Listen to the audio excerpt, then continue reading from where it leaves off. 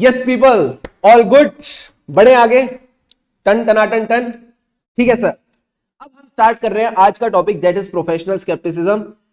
कल सर हमने बात करी ऑडिटर की, किस चीज की सर? ऑडिटर की वीकनेस की।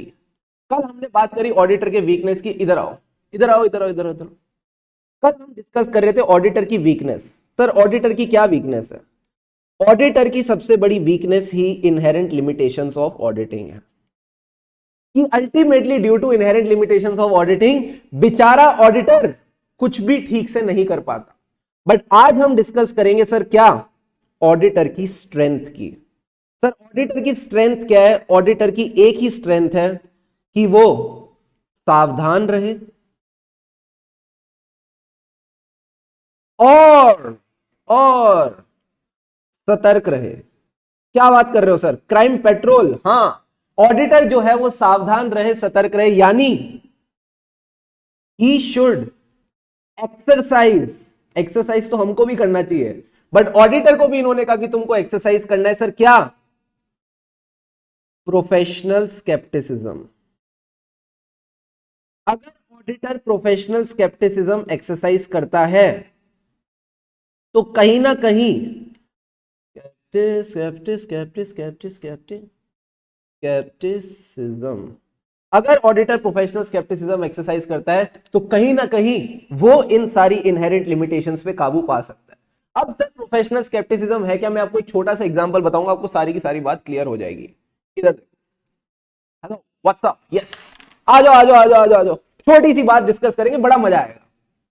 तो अब ना दो कैरेक्टर है सर। दो कैरेक्टर कौन है?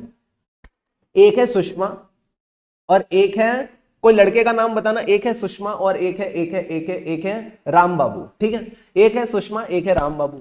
सुषमा बेचारी शाम से बैठी है, कह रही है मेरा पति कब आएगा, कब आएगा, कब आएगा, कब वो आएगा, कब वो डिनर खाएगा, कब मैं डिनर खाऊंगी और कब मैं सोऊंगी। तो उसको बड़ी टेंशन हो रही है बेचारी को। तो सुषमा देख रही है टाइम, टिक टिक टिक टिक टिक टिक, पति आ ही नहीं रहा। अचानक डोर की घंटी बजती है, टिंग टोंग, तो पति आता है। अब पति आ गया घर में सर और सुषमा बैठी है। पति ने पहन रखी है व्हाइट शर्ट। क्या बात कर रहे हो सर? हाँ, पति ने व्हाइट शर्ट पहन रखी है और उस व्हाइट शर्ट पे लगा है रेड मार्क। जी हाँ, लाल कलर का एक निशान है। क्या लग रहा है? क्या लग रहा है क्या होगा गुरु? तो सुषमा ने वो लाल निशान देखा, ये नहीं पूछा पति से कि पतिदेव पानी पियोगे, ना ना ना ना ना। सुषमा जी को पता नहीं अचानक गुस्सा आने लगा है। उन्होंने वो लाल निशान देखा और पति से पूछा कि ये लाल निशान कैसा? तो पति ने बोला यार मैं आज ऑफिस में था, थोड़ा लेट तक काम किया, तो सब पार्टी कर रहे थे, पार्टी में उन्होंने समोसे मंगा लिए। अब जब समोसे आएंगे तो केचप भी आएगी, केचप आएगी तो केचप उछलेगी भी, और जब केचप उछली तो थोड़ी केचप यहां लग गई, तो इस वजह से लाल निशान आ गया। पत्नी कहती मैं ही मिली थी बनाने के लिए। तो पत्नी ने क्या किया ना, फिर पत्नी ने उस टाइम पे पति को छोड़ दिया।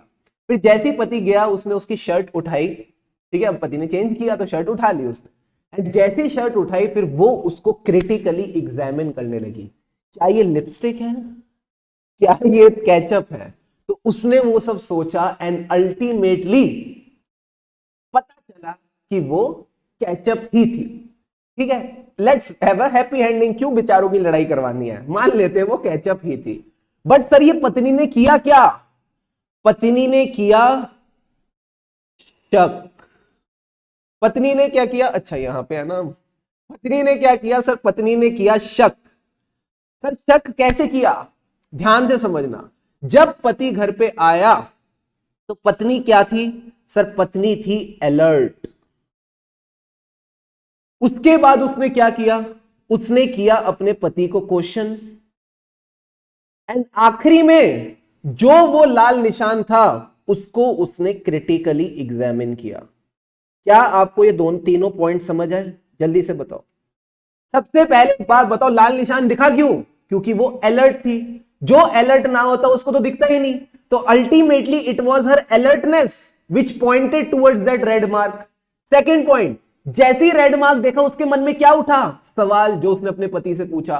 क्या वो पति से सवाल पूछ के चुपचाप बैठ गई, या फिर उसने उसके बाद भी उसको क्रिटिकली एग्जामिन किया? सर वो चुपचाप बैठी नहीं, उसने उसके बाद भी उसको क्रिटिकली एग्जामिन किया, यानी तीनों एलिमेंट्स होने चाहिए। You should be alert, you should question, and you should not be satisfied with the answer.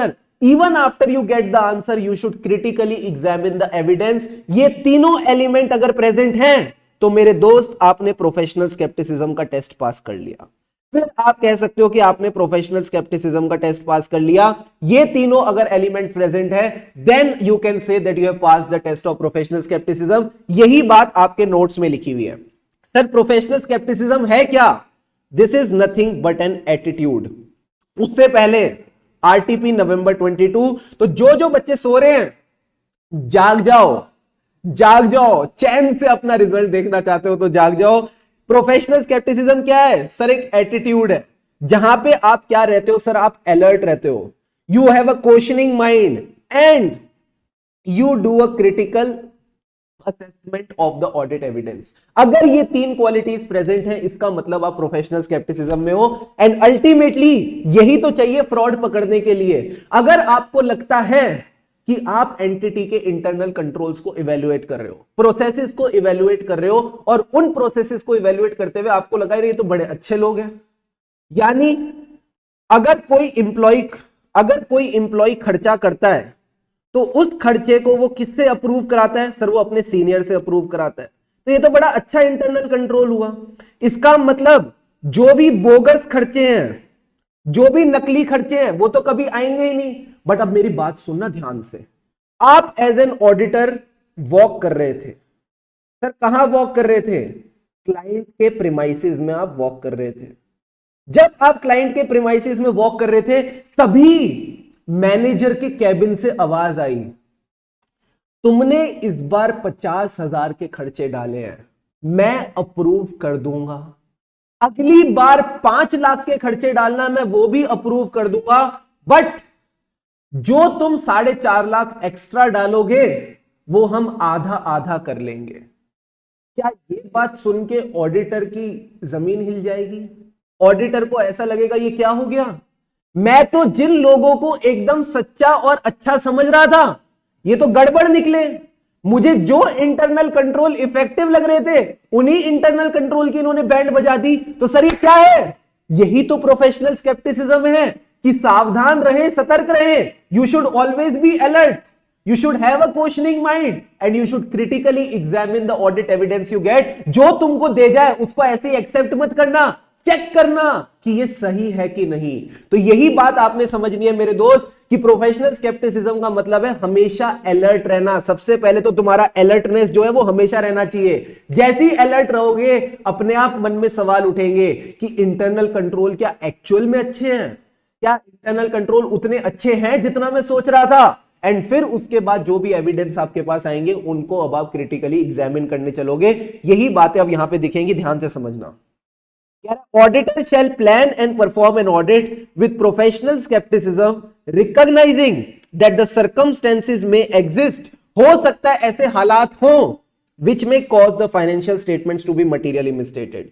Sir अब प्रोफेशनल स्केप्टिसिज्म में हमको अलर्ट किन चीजों को लेकर रहना है? 4 चीजों को लेकर रहना है। देखो जो कॉन्सेप्ट था मैंने अब आपको बता दिया। अब अल्टीमेटली हमको ये 7 बातें याद रखनी है। अगर ये 7 बातें याद रख ली तो आपके आ जाएंगे एकदम शानदार नंबर। मैं आपको बताता हूं कैसे याद रखना, ध्यान से समझना। सबसे पहले तो आपको अलर्ट रहना है कि एक ऑडिट एविडेंस दूसरे एविडेंस को कॉन्ट्राडिक्ट ना करे। एग्जाम्पल के तौर पर अगर मुझे बैंक बैलेंस चेक करना है तो जो बैंक बैलेंस है उसको मैं कैसे चेक कर सकता हूं? सर बैंक बैलेंस को चेक करने के लिए सबसे देसी तरीका है आप एंटिटी का बैंक स्टेटमेंट उठा लो। तो मैंने एंटिटी को कहा कि आप अपना बैंक स्टेटमेंट दो। दूसरी चीज, एंटिटी से तो पूछ लिया, एंटिटी ने तो मेरे को बैंक स्टेटमेंट निकाल के दे दिया। मैं इंडिपेंडेंटली भी तो बैंक से कंफर्म कर सकता हूं। क्या कर सकता हूं? हां सर आप कर सकते हो। तो इसको बोलते हैं सर बैंक कंफर्मेशन। यानी मैंने बैंक को चिट्ठी लिखी और मैंने बैंक को बोला कि आप मेरे को बैलेंस कंफर्म करके दो। पासबुक का दिन पुराने हो गए, ठीक है, पासबुक के दिन गए। अब वो वाले दिन गए जहां पासबुक लेके जाते थे बैंक से, पासबुक अपडेट करा के आते थे। नारे बाबा ना, अब आप सीधा इंटरनेट बैंकिंग पे लॉगिन करो और आपको अब क्या बैंक स्टेटमेंट निकल के आ जाता है। तो अब आपने क्या किया? Basic procedure is bank statement और बैंक कंफर्मेशन के बैलेंस को मिलाया। क्या होना चाहिए सर, ये दोनों मैच करने चाहिए। अगर इन दोनों में डिफरेंस आ रहा है तो आपके दिमाग की घंटी बजेगी, एंड ये तो पक्का पक्का सही है, बैंक कंफर्मेशन तो पक्का पक्का सही है, गड़बड़ कहां लग रही है सर, गड़बड़ घोटाला होगा बैंक स्टेटमेंट में। तो अब अगर आपको लग रहा है एंटिटी गलत बैंक स्टेटमेंट दे रही है, यानी फिर से वही लाइन पकड़ लो जो मैंने आपको पहले पकड़ाई थी, जब एंटिटी कम इंफॉर्मेशन देती है इसका मतलब क्या था, जल्दी से बताओ चैट बॉक्स पे। याद करो वो टाइम जब मैंने आपको बोला था management may not provide us with the complete information, that means management is a fraud. अब यहां पे क्या लग रहा है, मैनेजमेंट गलत एविडेंस दे रही है, इसका मतलब क्या है, अगेन ना same thing, management is a fraud, तो कहीं ना कहीं there is a possibility of fraud. तो यहां पे आपको सबसे पहले शक होगा डॉक्यूमेंट की रिलायबिलिटी पे। जो मैनेजमेंट ने आपको बैंक स्टेटमेंट दिए हैं, जो मैनेजमेंट ने बैंक स्टेटमेंट दिए हैं, कहीं ना कहीं अब आप उस पर रिलाय कर पाओगे क्या, क्या आप उस पर भरोसा कर पाओगे, नहीं, कैसे भरोसा करोगे, पॉसिबल ही नहीं है इस पर भरोसा करना। इसका मतलब आपको लगेगा अब यहां पे फ्रॉड है, और जहां जहां फ्रॉड होगा क्या लग रहा है, एज एन ऑडिटर अब आपको मेहनत ज्यादा करनी पड़ेगी, कम करनी पड़ेगी सर, मेहनत ज्यादा करनी पड़ेगी। It will lead to a need for audit procedure in addition, ज्यादा मेहनत करनी पड़ेगी to those which are required by the standards on auditing. यानी स्टैंडर्ड्स ऑन ऑडिटिंग ने कहा था 4 प्रोसीजर करने हैं, अब आपको 6 से 7 प्रोसीजर और एक्स्ट्रा करने पड़ सकते हैं, जस्ट टू मेक श्योर कि जो ऑडिट एविडेंस आपके पास आ रहा है वो सही आ रहा है। सबने बिल्कुल सही बोला सर, ज्यादा मेहनत करेंगे। तो क्या ये 4 बातें समझ आई, हाँ सर ये 4 बातें समझ आई। अलर्ट किस चीज को लेकर रहना है, कॉन्ट्राडिक्टिंग ऑडिट एविडेंस। एक ऑडिट एविडेंस दूसरे को कॉन्ट्राडिक्ट कर गया, इसका मतलब कोई ना कोई तो गलत है, जो गलत है उसकी रिलायबिलिटी पे अब मेरे को शक होगा। क्यों गलत एविडेंस आया, क्योंकि मैनेजमेंट फ्रॉड है, क्योंकि मैनेजमेंट फ्रॉड है अब मेरे को मेहनत ज्यादा करनी पड़ेगी। I hope these 4 points are clear. फटाफट इन पॉइंट्स को अभी के अभी रिकॉल करो और मुझे कंफर्म करो। फिर से एक बार मैं रिकॉल कराता हूं। सबसे पहले बताओ प्रोफेशनल स्केप्टिसिज्म के 3 पॉइंट क्या है। अलर्ट रहना, जैसे ही अलर्ट रहोगे आपको लाल लिपस्टिक का मार्क दिखेगा, आप उसको क्वेश्चन करोगे। क्या मान जाओगे जो आंसर आपका पतिदेव देगा, नहीं, you need to critically examine the evidence. क्या ये 3 पॉइंट गए, हाँ सर। इसके बाद मैंने आपको बताया आपको अलर्ट किस चीज को लेकर रहना है। आपको मैं बोल रहा हूं ना इतनी देर से, अलर्ट रहो अलर्ट रहो अलर्ट रहो, ये अलर्ट अलर्ट अलर्ट अलर्ट, किसको लेके अलर्ट, 4 चीजों को लेके। कॉन्ट्राडिक्टिंग ऑडिट एविडेंस, यानी जो एविडेंस आपके पास है अब आप उसके ऊपर रिलाई नहीं कर सकते, यानी मैनेजमेंट फ्रॉड है, और अगर मैनेजमेंट फ्रॉड है तो अब आपको जो मेहनत है वो ज्यादा करनी पड़ेगी, यानी एडिशनल ऑडिट प्रोसीजर्स करने पड़ेंगे। फटाफट बताओ क्या आपको ये और ये पॉइंट जल्दी से दिमाग में गए, quickly go through it, recall it and let me know, फिर मैं आपको अगले 3 पॉइंट्स पढ़ाता हूं। जल्दी से एक बार इनको गो थ्रू करो, take a minute and learn these points right now.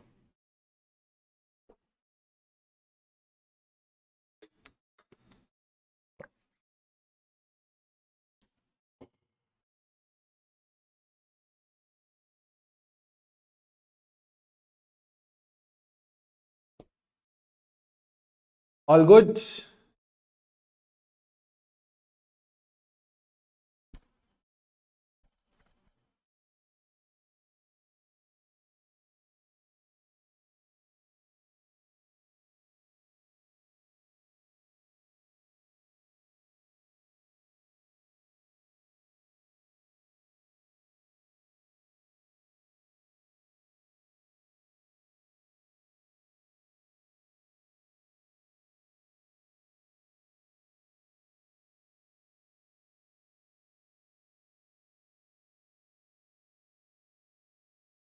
शाबाश शाबाश शाबाश शाबाश शाबाश।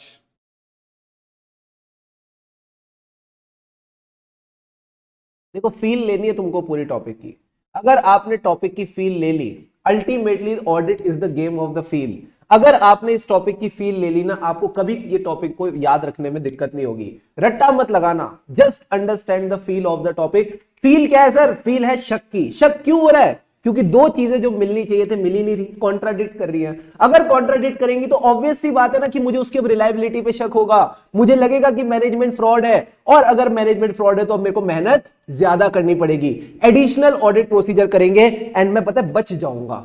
सर बच जाऊंगा किससे, it will reduce the risk. Sir किसकी रिस्क रिड्यूस होगी, हार्ट अटैक की। क्या बात कर रहे हो सर, हाँ यही तो है पॉइंट।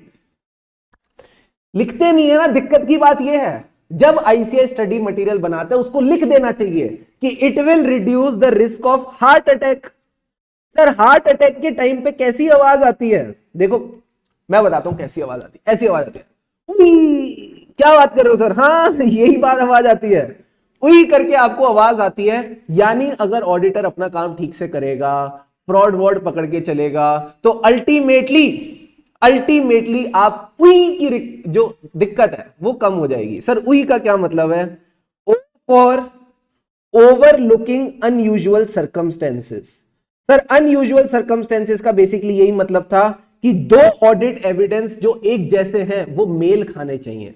अगर ऑडिट एविडेंस कॉन्ट्राडिक्ट कर रहा है, if the audit evidence are contradicting each other, is it a usual circumstance और अनयूजुअल सर्कमस्टेंस? सोच के बताओ मुझे, क्या ये यूजुअल है या अनयूजुअल है? Definitely it is a unusual circumstance.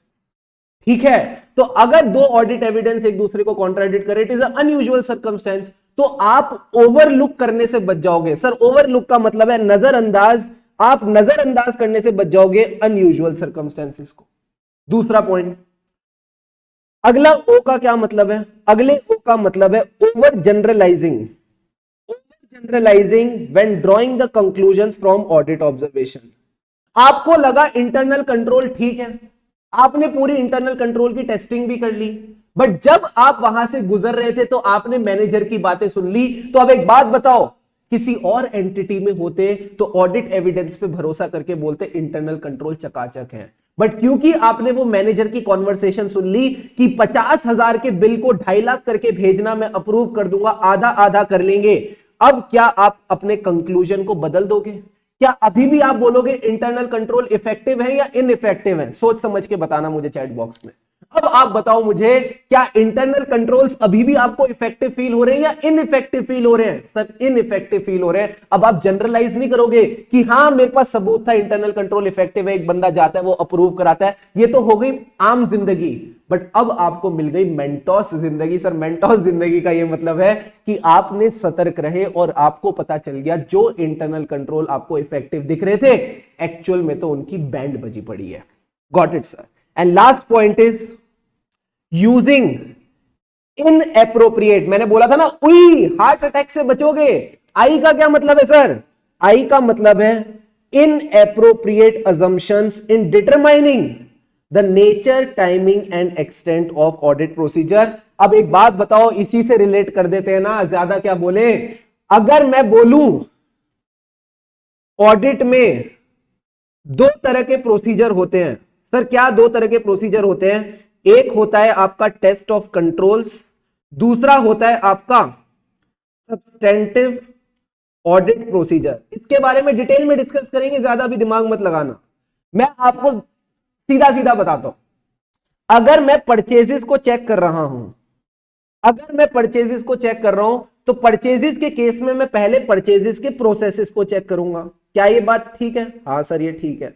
एक बात बताओ, अगर प्रोसेसेस चकाचक हैं, अगर प्रोसेसेस चकाचक हैं, तो मुझे इंडिविजुअल परचेजेस की जो टेस्टिंग है, यानी इनवॉइस टेस्टिंग हो गई, उनके परचेज ऑर्डर की टेस्टिंग हो गई, और बताओ सर जीआरएन की टेस्टिंग हो गई। सर जीआरएन क्या होता है? Goods receipt note. जब मैं परचेज करूंगा तो मेरी फैक्ट्री पे क्या आएगी? मटेरियल आएगा। जब मटेरियल आएगा तो मैं बोलता हूं मेरे पास मटेरियल रिसीव हो गया, गुड्स रिसीव हो गए। तो मैं ना ये सारी डॉक्यूमेंटेशन चेक करता हूं। ठीक है, सोच के बताना। अगर मुझे कंफर्ट है कि प्रोसेसेस चकाचक हैं, तो ये जो टेस्टिंग है, इनवॉइस की टेस्टिंग, जीआरएन की टेस्टिंग, और क्या है, परचेज ऑर्डर की टेस्टिंग, ये टेस्टिंग मैं ज्यादा करूंगा या कम करूंगा? आप ही बताओ ना, मैं आपको रट्टा क्यों लगवाऊं? आप बताओ सोच समझ के। अगर मेरे को लगता है ये प्रोसेसेस चकाचक, these processes are very very good, तो अब मैं इसकी जो टेस्टिंग है वो बढ़ा दूंगा या कम कर दूंगा?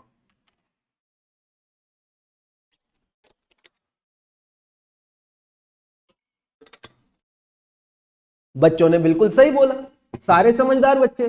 सर आप इसकी टेस्टिंग जो है वो कम कर देंगे। एंड अगर मैं इसका उल्टा कर दूं, मुझे जो इंटरनल कंट्रोल चकाचक लग रहे थे, एक्चुअल में बाद में जाके पता चला through my professional scepticism that these controls are ineffective.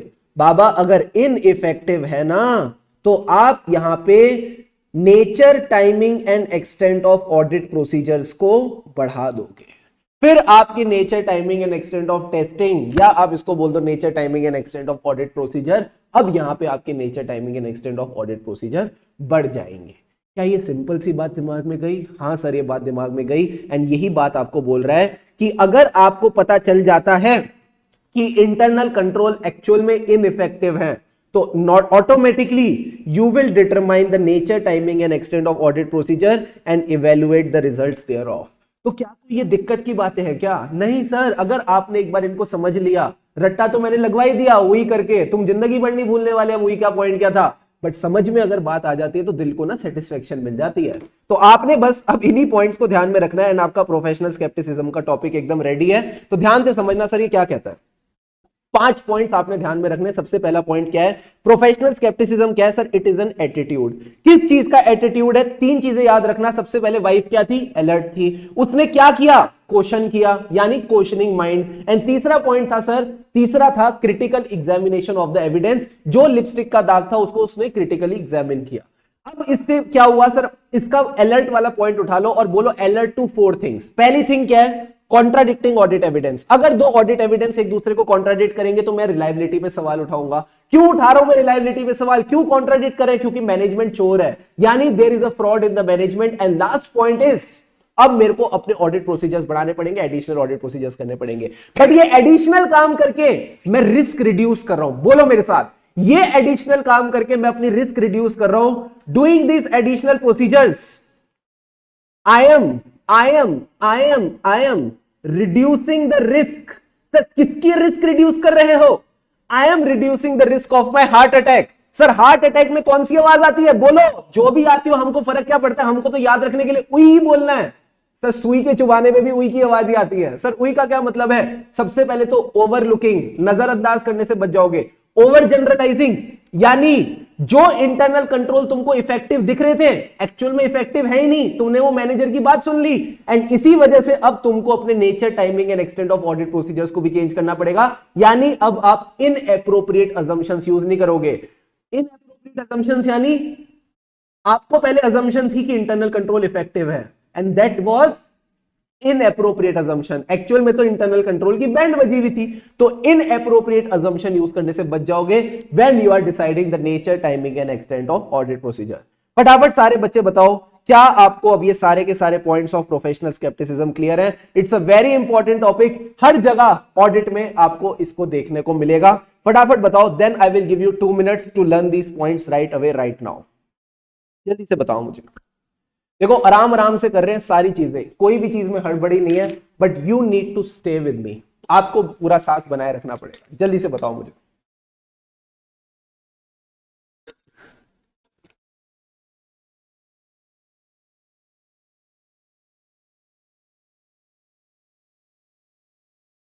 Yes, over generalising का मतलब है कि आप हर चीज को एक ही लेंस से नहीं देख सकते।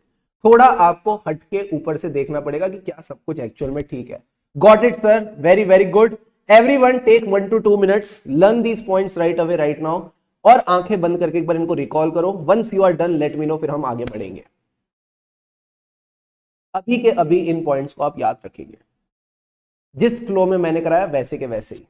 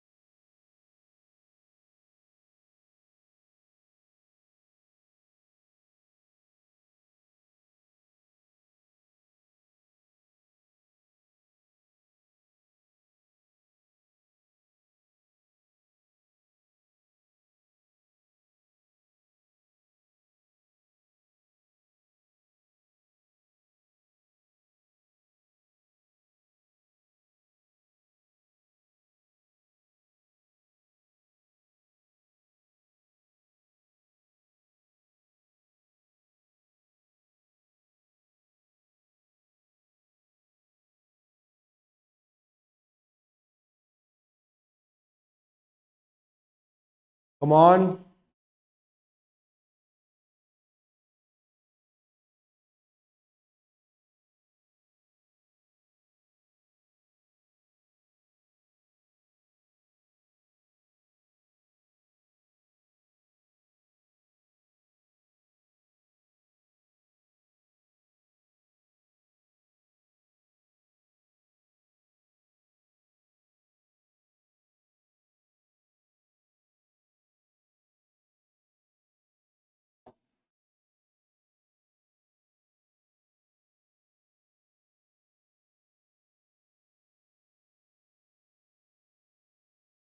ए ई का क्या मतलब है? ए ई कहाँ लिखा है यार?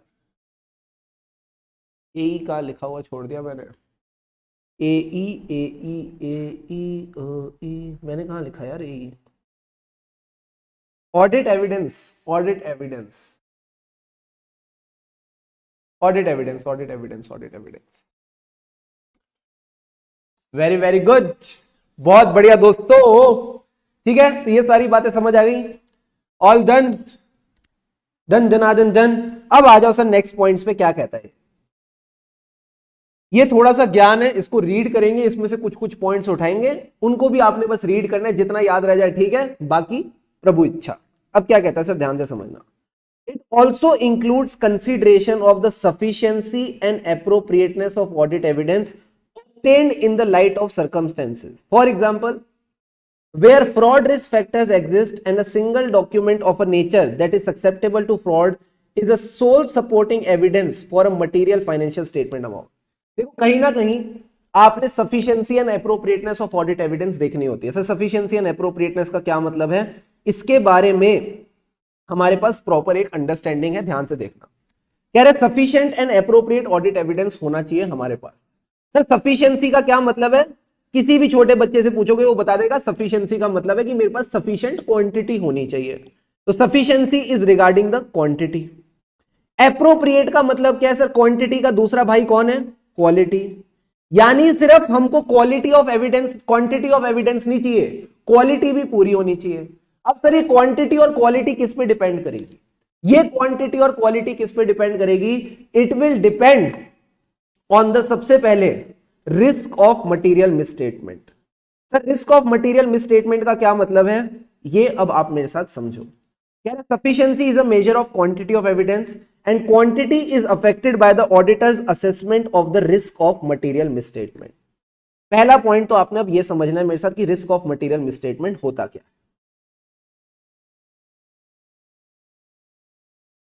Risk of material misstatement. Everyone, your attention on the board for the next 5 minutes. 5 minute बस अब आप बोर्ड पे देखो।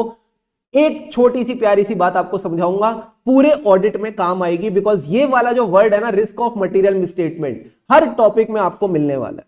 ठीक है सर, ध्यान से समझना। Risk of material misstatement, done.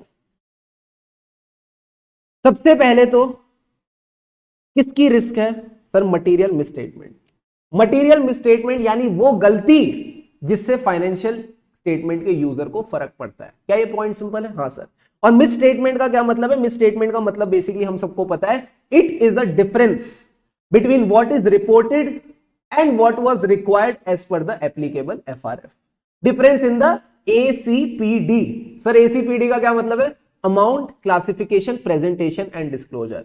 जो amount, classification and presentation, disclosure financial statements में रिपोर्टेड है एंड जो रिक्वायर्ड थी एज पर एफआरएफ, उन दोनों के बीच में अगर डिफरेंस होगा तो उसको मिसस्टेटमेंट बोलेंगे। और हमको मिसस्टेटमेंट से फर्क नहीं पड़ता, हमको मटेरियल मिसस्टेटमेंट से फर्क पड़ता है। याद है ना दबंग का डायलॉग, थप्पड़ से डर नहीं लगता, प्यार से लगता है। तो हमको मिसस्टेटमेंट से डर नहीं लगता, मटेरियल मिसस्टेटमेंट से लगता है। Got it sir. And risk of material misstatement क्या है सर? ऑडिटर का डर है। ये क्या है सर? ये ऑडिटर का डर है सर। ऑडिटर का डर किस चीज को लेके? जब वो ऑडिट करने आया फाइनेंशियल स्टेटमेंट्स का, उसमें ऑलरेडी मटेरियल मिसस्टेटमेंट थी। क्या आपको ये डर समझ आ रहा है? जब एज एन ऑडिटर मैंने फाइनेंशियल स्टेटमेंट्स उठाए ऑडिट करने के लिए, उसमें पहले से ही मटेरियल मिसस्टेटमेंट थी। तो अगर पहले से ही मटेरियल मिसस्टेटमेंट है इसकी क्या प्रोबेबिलिटी है कि फाइनेंशियल स्टेटमेंट में पहले से मटेरियल मिसस्टेटमेंट है? इसी प्रोबेबिलिटी को कि बिफोर ऑडिट कि फाइनेंशियल स्टेटमेंट में मटेरियल मिसस्टेटमेंट है, इसी प्रोबेबिलिटी को हम कहते हैं risk of material misstatement. I hope conceptually this point is clear. अब इसको मैं थोड़ा सा और ज्यादा डिटेल में लेके जाना चाहता हूं। Risk of material misstatement is made of two component. Sir क्या दो कंपोनेंट से बना हुआ है ये? सबसे पहला कंपोनेंट है इनहेरेंट रिस्क।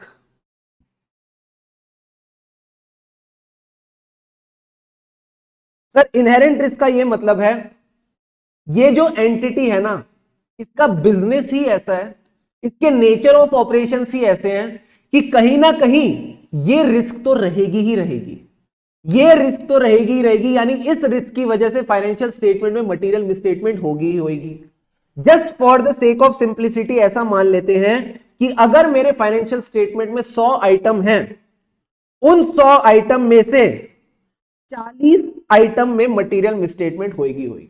40% प्रोबेबिलिटी है कि मटेरियल मिसस्टेटमेंट होगी होगी। तो इनहेरेंट रिस्क क्या है सर? इनहेरेंट रिस्क हो गई 40%। अब एक बात बताओ, अगर एंटिटी को पता है कि इनहेरेंट रिस्क है यानी गलती होने के चांसेस है, तो क्या वो गलती होने के चांसेस को कम करना चाहेगी? सोचो जरा। Will the entity think about reducing the chances of material misstatement? The answer is yes. इसी इनहेरेंट रिस्क को रिड्यूस करने के लिए, इसी इनहेरेंट रिस्क को रिड्यूस करने के लिए वो क्या लगाती है सर? वो इंटरनल कंट्रोल्स लगाती है। वो क्या लगाती है सर? वो इंटरनल कंट्रोल्स लगाती है। Entity will implement the internal controls. But internal controls के साथ भी एक दिक्कत है। ये क्या है सर? ये प्रोसेसेस हैं। कोई भी प्रोसेस कंप्लीटली राइट नहीं हो सकता, कोई भी प्रोसेस कंप्लीटली राइट नहीं हो सकता। इंटरनल कंट्रोल्स को क्यों लगाया गया सर? For preventing. सबसे पहले तो इनका टास्क है प्रिवेंट करना कि कोई भी मटेरियल मिसस्टेटमेंट ना हो। मान लो कोई हो गई, मान लो कोई हो गई तो उसको डिटेक्ट कर ले। फ्लो समझना, या तो प्रिवेंट करके चलो, अगर प्रिवेंट नहीं कर पाए तो डिटेक्ट करके चलो, और डिटेक्ट कर लिया तो अब आप उसको करेक्ट करके चलो। बट मैंने कहा ना, कोई भी प्रोसेस कंप्लीटली राइट नहीं हो सकता। तो इंटरनल कंट्रोल्स ने भी क्या कहा कि देखो 40 गलतियां रह गई थी 100 में से, 40 गलतियां रह गई थी 100 में से, इन 40 गलतियों में से भी हम 10 गलतियां छूट जाएंगी हमसे।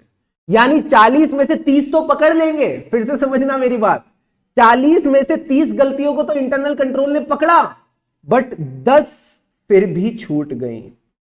ये जो 40 में से 10 छूट गई, इसको क्या नाम दूं? इसको क्या नाम दूं? तो इन्होंने कहा इसको आप नाम दे दो। सबसे पहले तो ये आ गया आपका 25% एंड इसको नाम दिया कंट्रोल रिस्क।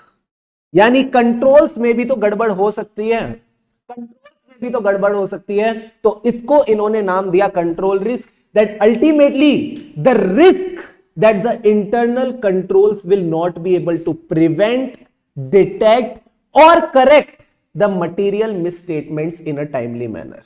क्या ये बात समझ आई? क्या ये बात समझ आई? तो सबसे पहले सर क्या थी? Inherent risk. सिंप्लीफाई करते, सबसे पहले थी इनहेरेंट रिस्क। उस इनहेरेंट रिस्क को कम करने के लिए एंटिटी ने लगाए कंट्रोल। क्या कंट्रोल भी कंप्लीटली ठीक होते? नहीं, कंट्रोल से भी कुछ मटेरियल मिसस्टेटमेंट छूट जाएगी। जो मटेरियल मिसस्टेटमेंट कंट्रोल से छूट जाती है उसको कहते हैं कंट्रोल रिस्क। ओवरऑल बताओ, अब आप मुझे ओवरऑल बताओ sir, overall risk of material misstatement क्या है? Overall risk of material misstatement क्या है? तो मैं बोलता हूं 100 चीजें थी, 100 चीजें थी, उसमें से सिर्फ 10 गलतियां रह गई हैं। इसको आप बोलोगे 10% रिस्क है। इसको अब आप बोलोगे 10% रिस्क है। इसको निकालने का एक दूसरा तरीका भी बताऊं? हां सर, दूसरा तरीका भी बताओ। इनहेरेंट रिस्क कितनी थी सर? इनहेरेंट रिस्क थी हमारी 40%। क्या बात है सर? उस 40% में से अब कितनी गलती रह गई है सर? केवल 25%। समझ रहे हो आप? फीलिंग समझ रहे हो? 40% क्या थी सर? 40% इनहेरेंट रिस्क थी। उस 40% में से भी अब कितनी रह गई है सर केवल और केवल 25% कंट्रोल रिस्क रह गई है, यानी अगर आप 40 का 25 करो तो मैजिकल आंसर आएगा 10%। क्या आपको यह बात समझ आई? क्या आपको यह बात समझ आई? तो ultimately auditor is concerned about the risk of material misstatement, यानी इससे पहले कि मैं ऑडिट स्टार्ट करूं, क्या प्रोबेबिलिटी है कि फाइनेंशियल स्टेटमेंट में मटेरियल मिसस्टेटमेंट है। Is this point clear to all of you? फिर से एक बार रिवाइज करा रहा हूं, ध्यान से समझना। क्या टॉपिक पढ़ रहे हैं? Risk of material misstatement. बहुत ही सिंपल टॉपिक है। मटेरियल मिसस्टेटमेंट का मतलब आपको पता है, ऐसी गलती जिससे यूजर ऑफ फाइनेंशियल स्टेटमेंट को फर्क पड़ता है। मटेरियल का मतलब ही it can influence the decision of the user of financial statement.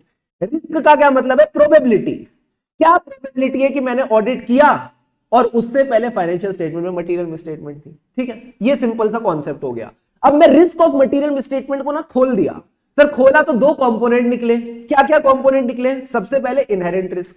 Inherent risk यानी नेचर ऑफ द बिजनेस, इसके ऑपरेशंस इस तरह से है कि 100 में से 40 मिसस्टेटमेंट, मटेरियल मिसस्टेटमेंट होंगी। उन्हीं 40 को कम करने के लिए एंटिटी ने लगाए कंट्रोल्स। अब 40% में से 75% उसने ठीक कर दिया। कितना रह गया? 25%। तो 40 में से अगर 25% रह गया तो overall risk of material misstatement कितनी रह गई? Sir overall risk of material misstatement मात्र 10% रह गई। कैलकुलेशन करोगे तो भी 10% आएगा, यानी 10 मटेरियल मिसस्टेटमेंट रह गई 100 में से, तो ये भी आपका 10% आ चुका है। क्या यहां तक सारी बातें समझ आई? अगर समझ आई तो फटाफट नोट डाउन करो, इसके आगे मैं फिर आपको और लेके चलता हूं। क्विकली नोट इट डाउन, या फिर रुको, इधर आओ, इधर आओ, इधर आओ, इधर। अब क्या बताओ, अगर रिस्क ऑफ मटेरियल मिसस्टेटमेंट ज्यादा है, मैं आपसे सवाल पूछता हूं, तो मुझे क्वांटिटी ऑफ ऑडिट एविडेंस बढ़ानी पड़ेगी या कम करनी पड़ेगी? तुम ही बताओ ना। अब कॉन्सेप्चुअली खेलते हैं थोड़ा और। अगर रिस्क ऑफ मटेरियल मिसस्टेटमेंट ज्यादा है तो क्वांटिटी बढ़ाऊं या क्वांटिटी कम करूं?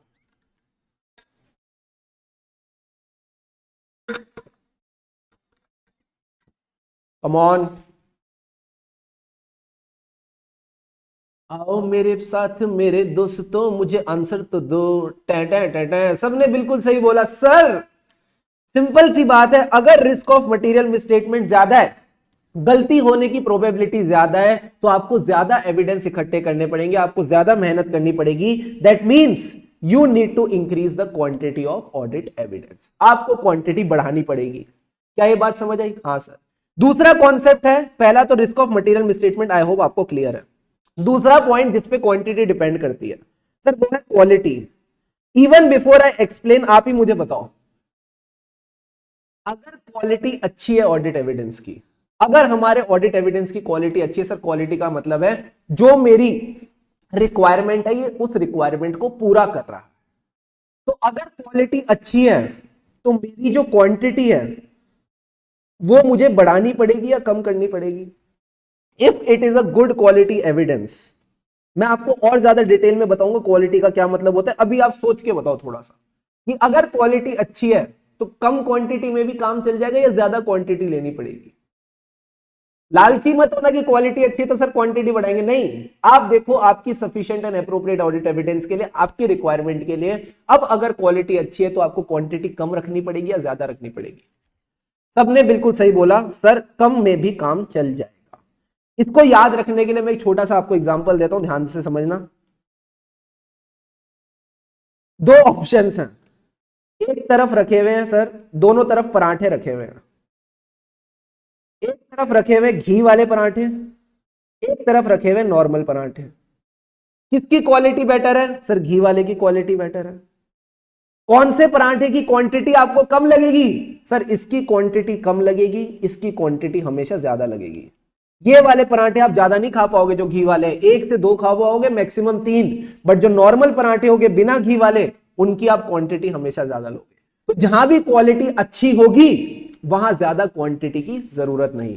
तो हमारी जो क्वांटिटी है वो किन दो फैक्टर से अफेक्ट होती है सर? वो एक तो अफेक्ट होती है रिस्क ऑफ मटेरियल मिसस्टेटमेंट से, दूसरा it is affected by the quality of audit evidence. I hope these points are clear. यही पॉइंट मैं आपको समझाने की कोशिश कर रहा था। अगर आप चाहो तो फटाफट इसको नोट डाउन कर लो। Giving you 2 minutes, quickly note it down. ये जो सारा का सारा मैंने आपको कॉन्सेप्ट बताया है, इसको नोट डाउन कर लो। यही आपका ऑडिट का बेस बनने वाला है।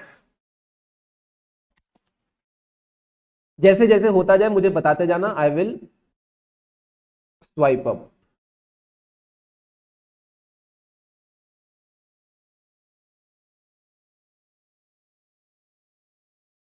कम on everyone, I hope the points are clear.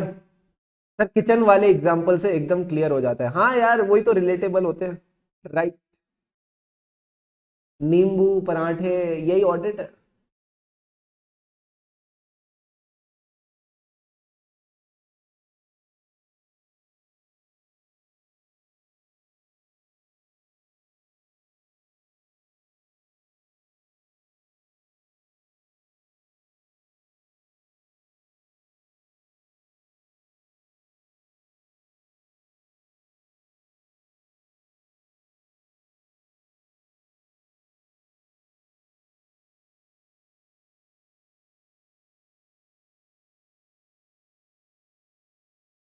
B fast दोस्तों, थोड़ा जल्दी जल्दी करेंगे सारे बच्चे।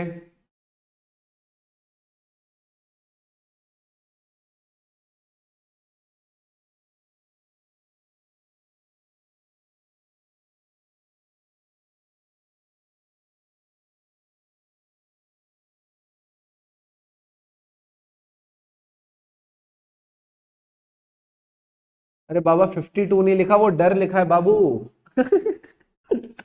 अरे यार, कैसी कैसी बातें करते हो ना तुम कभी कभी। ये डर लिखा है, डर। डर। हिंदी क्यों नहीं पढ़ते तुम, हैं? देवनागरी लिपि में लिखा हुआ है ये डर। फाइनेंशियल स्टेटमेंट के आगे लिखा है मटेरियल मिसस्टेटमेंट थी। मटेरियल फाइनेंशियल स्टेटमेंट में ऑलरेडी मटेरियल मिसस्टेटमेंट थी, इसकी क्या प्रोबेबिलिटी है? इसी को रिस्क ऑफ मटेरियल मिसस्टेटमेंट कहते हैं।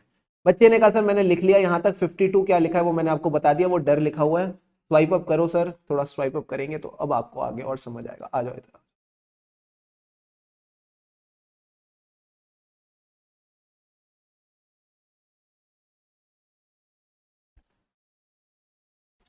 Fifty to.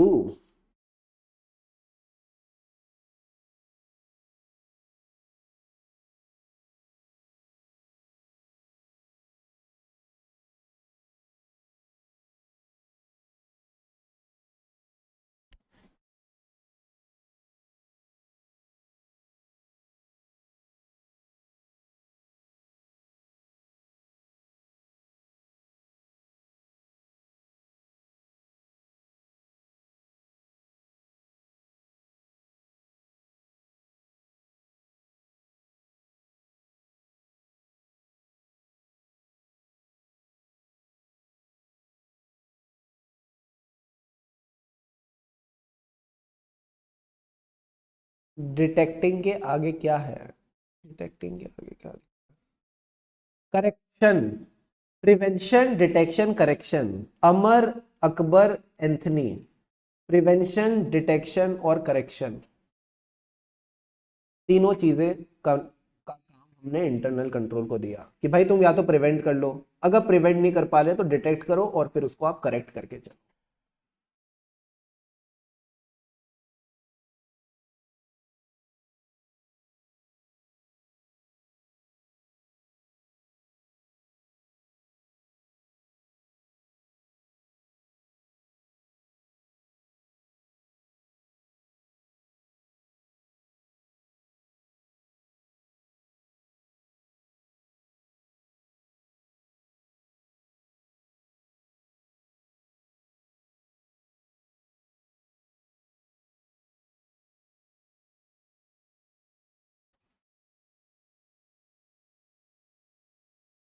फटाफट दोस्तों, फटाफट।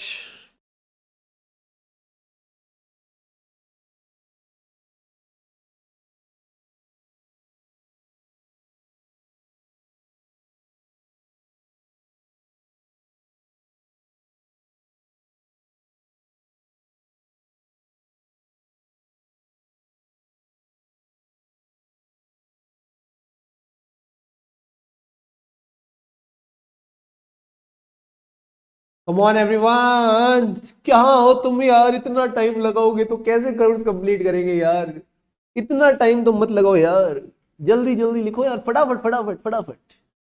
ऑल राइट, जन जनाजन जन, बढ़े आगे। Yes sir. तो सबसे पहले मैंने आपको क्या बताया था, सफिशिएंसी एंड एप्रोप्रिएटनेस का मतलब सीख रहे थे हम, इसमें हमने सीखा सफिशिएंसी का मतलब, अब हमको समझ आ गया, and also bye the quality of evidence, ये भी हमको क्लियर है। अब आते हैं सर सवाल एप्रोप्रिएटनेस का। एप्रोप्रिएटनेस का मतलब है quality of audit evidence. Sir quality का क्या मतलब है?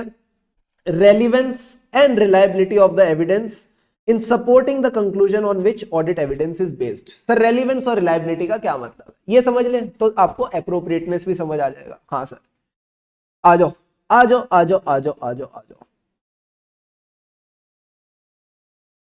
एप्रोप्रिएटनेस की अगर हम बात करें तो it is basically the quality of audit evidence, and this quality determined by the two factors, that is relevance and the reliability. छोटे छोटे एग्जाम्पल समझाएंगे, आपको सब समझ आ जाएगा। इधर आओ, एवरीवन फोकस हियर। आओ सर, रेलिवेंस का क्या मतलब है? सर रेलिवेंस का सिंपल सी बात मतलब है, अगर मुझे चेक करना है क्या कंप्लीटनेस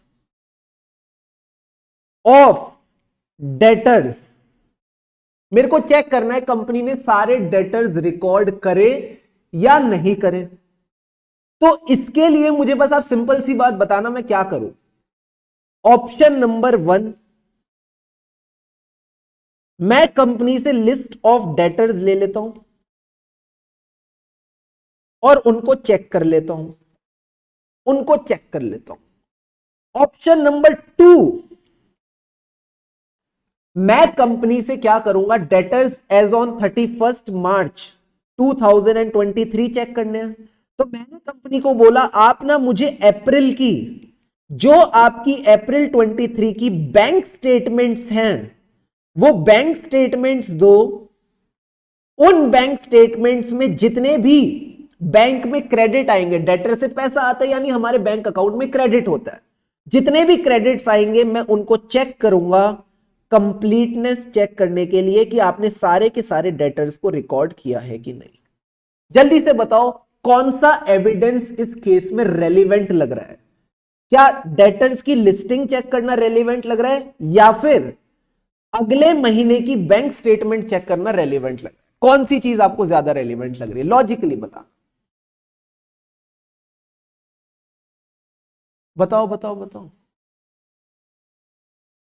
ऑप्शन नंबर 2, क्योंकि अगर मुझे कंप्लीटनेस चेक करनी है यानी मेरे को ये इंश्योर करना है एंटिटी ने किसी को छोड़ा नहीं, क्या यही पॉइंट है? हाँ सर।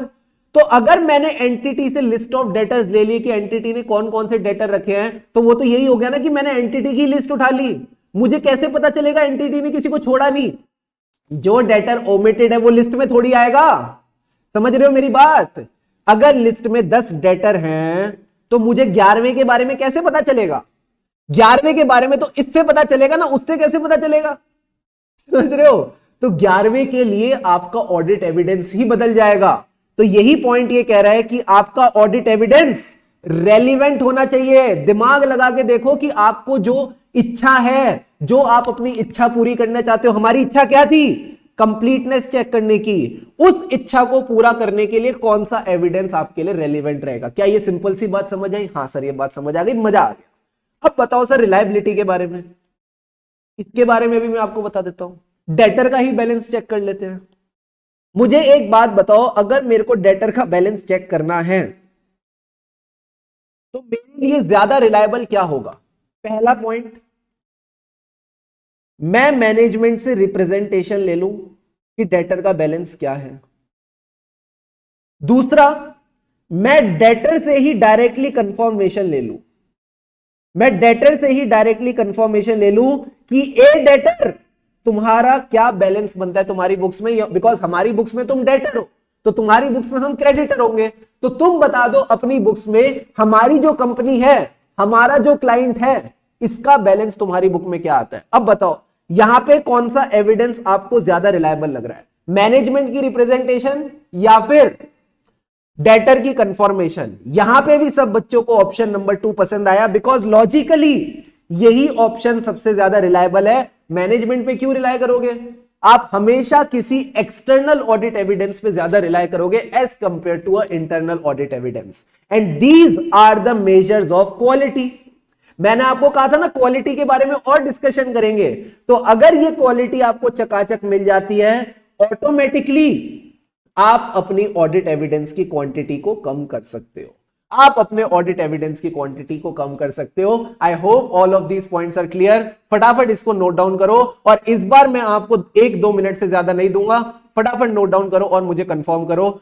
यही बातें आपने बस ध्यान में रखनी है, इन्हीं पे करेक्ट इनकरेक्ट आता है, इन्हीं पे आपके पास सवाल उठ के आएंगे। फटाफट नोट डाउन करो और मुझे बताओ।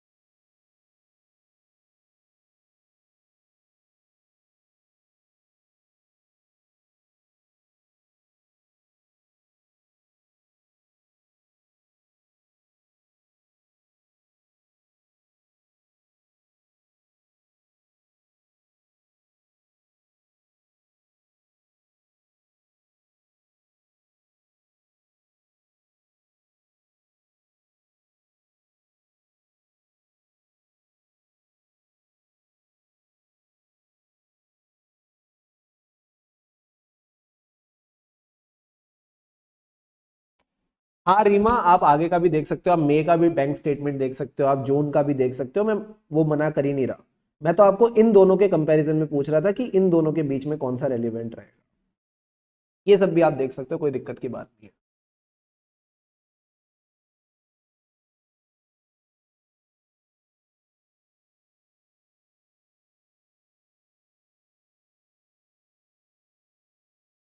वेरी गुड भावना।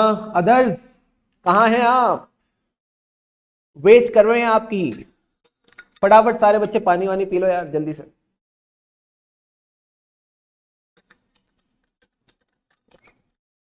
All done, all good, yes sir, आ जाओ।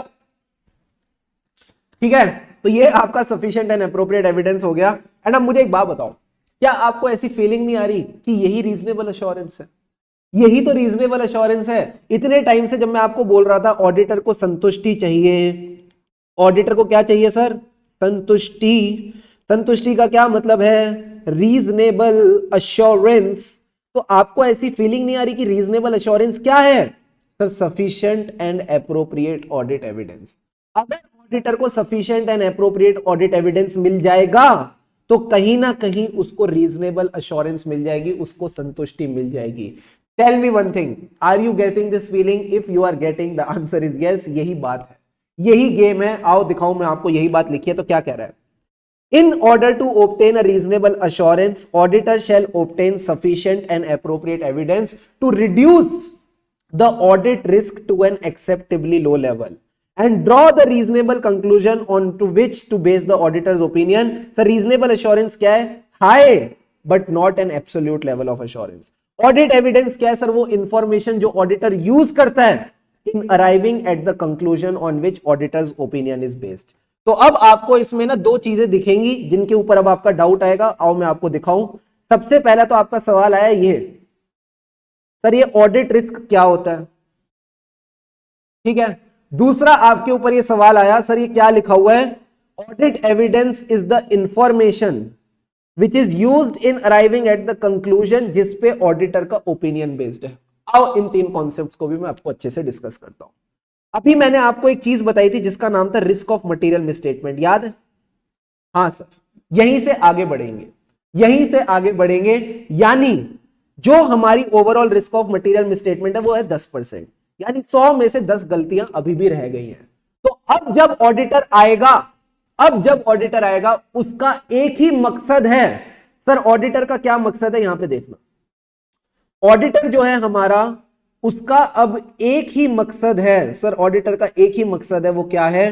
To detect this material misstatement, जो मटेरियल मिसस्टेटमेंट एंटिटी से छूट गई है, जो मटेरियल मिसस्टेटमेंट एंटिटी से छूट गई है, वो अब इसको डिटेक्ट करना चाहेगा। अब एक बात बताओ, क्या ऑडिटर सारी मटेरियल मिसस्टेटमेंट्स को डिटेक्ट कर पाएगा या नहीं कर पाएगा? डेफिनेटली कुछ ना कुछ यहां भी छूट जाएगा। सर क्यों छूट जाएगा? Due to the inherent limitations of auditing. Auditor की वीकनेस है कि कहीं ना कहीं कोई ना कोई मटेरियल मिसस्टेटमेंट छूट जाएगी। तो मान लो 10 में से 2 मटेरियल मिसस्टेटमेंट छूट गई, 10 में से 2 मटेरियल मिसस्टेटमेंट छूट गई। सर छूट जाना मतलब डिटेक्ट ना कर पाना, डिटेक्ट ना कर पाना मतलब it is the 20% detection risk. क्या ये बात समझ आई? हाँ सर। बट सर हम तो कॉन्सेप्ट पढ़ रहे थे ऑडिट रिस्क का, तो audit risk is the overall risk, यानी टोटल कितनी थी? 100, कितनी रह गई? 2, यानी 2% is your overall audit risk. कि 2% चांस है कि फाइनेंशियल स्टेटमेंट में मटेरियल मिसस्टेटमेंट थी और वो ऑडिटर डिटेक्ट नहीं कर पाया। फिर से सुनना मेरी बात, 2% चांस है कि फाइनेंशियल स्टेटमेंट में मटेरियल मिसस्टेटमेंट थी और ऑडिटर डिटेक्ट नहीं कर पाया, यानी 100 में से 2 की प्रोबेबिलिटी आ गई, 100 में से 2 की प्रोबेबिलिटी आ गई। This is the audit risk. इसको दूसरे तरीके से अगर मैं बोलूं तो वो इस तरह से है कि रिस्क ऑफ मटेरियल मिसस्टेटमेंट कितनी थी? 10%। उस 10% में से कितना ऑडिटर डिटेक्ट नहीं कर पाया? उस 10% में से ऑडिटर कितना डिटेक्ट नहीं कर पाया? सर केवल और केवल 2% ऑडिटर डिटेक्ट नहीं कर पाया। तो यही आपकी ओवरऑल ऑडिट रिस्क बन जाती है, यही आपकी ओवरऑल ऑडिट रिस्क बन जाती है। दैट इज द रिस्क कि ओवरऑल फाइनेंशियल स्टेटमेंट्स में आप मटेरियल मिसस्टेटमेंट नहीं पकड़ पाए। क्योंकि आपने मटेरियल मिसस्टेटमेंट नहीं पकड़ी, आपका ओपिनियन गलत हो जाएगा, आपका ओपिनियन गलत हो जाएगा। एंड यही ऑडिट रिस्क है कि जो ओपिनियन आप देने वाले थे ओवरऑल ऑब्जेक्टिव में, वो ओपिनियन ही गलत हो गया क्योंकि आप मटेरियल मिसस्टेटमेंट नहीं पकड़ पाए। फटाफट बताओ, is the audit risk concept clear to all of you? अगर ऑडिट रिस्क का कॉन्सेप्ट क्लियर है तो फटाफट एक बार अगर चाहो तो इसको नोट डाउन कर लो। उसी की कंटिन्यूएशन में फिर मैं आपको ना एक समरी चार्ट बना के दे देता हूं, फिर we will draw a summary chart. फटाफट एक बार इसको लिखो and let me know, then we'll draw a summary chart for this full risk वाला पार्ट।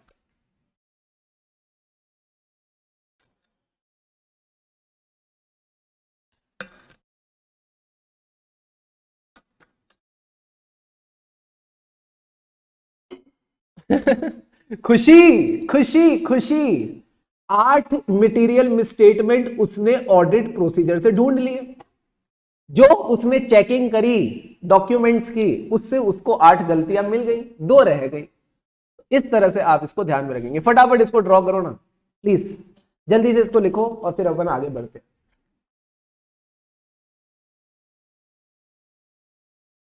Come on.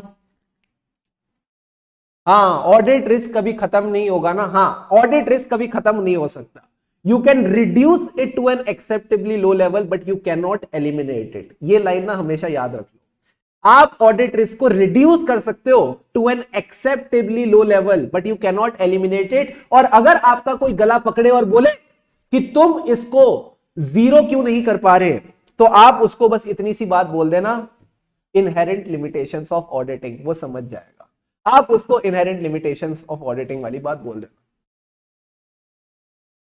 30 उसने नहीं ढूंढे ना यार, 30 उसने कहां ढूंढे? 30 तो इंटरनल कंट्रोल्स ने पकड़े। अगर आप देखो 40 थे सबसे पहले, 40 थे। खुशी खुशी देखो, इधर देखो, 40 थे। 100 में से 40 क्या थी? इनहेरेंट रिस्क, ये बिजनेस की रिस्क थी। अल्टीमेटली इन 40 को कम करने के लिए एंटिटी ने क्या लगाया? कंट्रोल लगाया।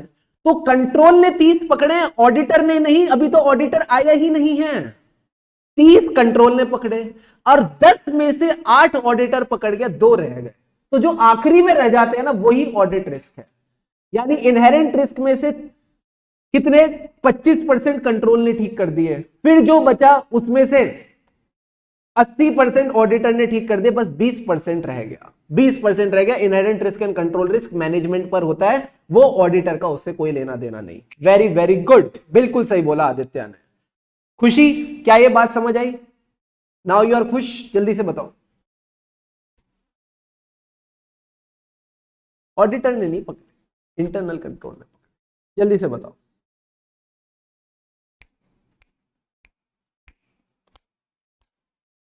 समझ गया सर, वेरी वेरी गुड।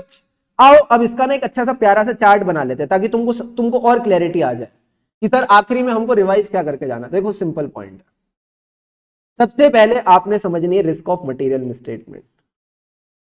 इसको आप बोल सकते हो इनहेरेंट रिस्क इनटू में कंट्रोल रिस्क। यानी अगर एंटिटी में 40% इनहेरेंट रिस्क है, उसमें से 20% कंट्रोल, उसमें से 25% कंट्रोल नहीं पकड़ पाएगा, तो कितना आ गया? 10% आ गया। ये तो सिंपल पॉइंट है, आई थिंक सबके दिमाग में गया। 40% में से 25% कंट्रोल नहीं पकड़ पाया।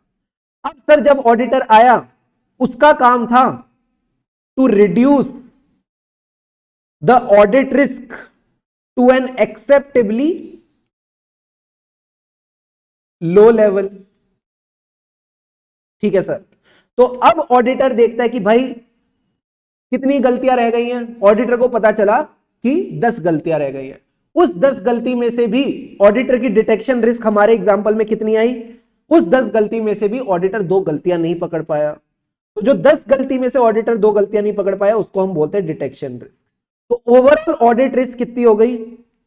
वो हो गई कि जब ऑडिटर आया तो कितनी परसेंट गलती थी? सर 10% गलती थी। उस 10% में से ऑडिटर कितनी नहीं पकड़ पाया? सर 20% नहीं पकड़ पाया। इस 10% में से auditor was not able to detect 20%, and इसी को, इन्हीं दोनों के प्रोडक्ट को आप बोलते हो क्या? Audit risk, which in this case will be only and only 2%। ठीक है, तो आप इसको इस तरह से, ओ माय गॉड ये क्या हो गया? हाँ, यहां से नोट डाउन कर सकते हो, बट ये चल क्यों नहीं रहा? Just give me a second. Yes, इसको आप नोट डाउन कर लो फटाफट। ये आपकी समरी बन गई पूरी की पूरी।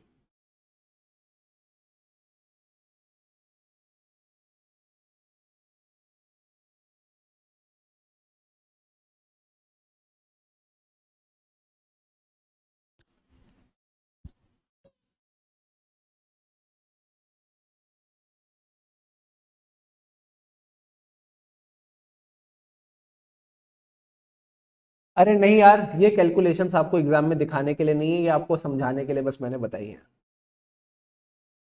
डन बॉस, सबने लिख लिया, बहुत बढ़िया।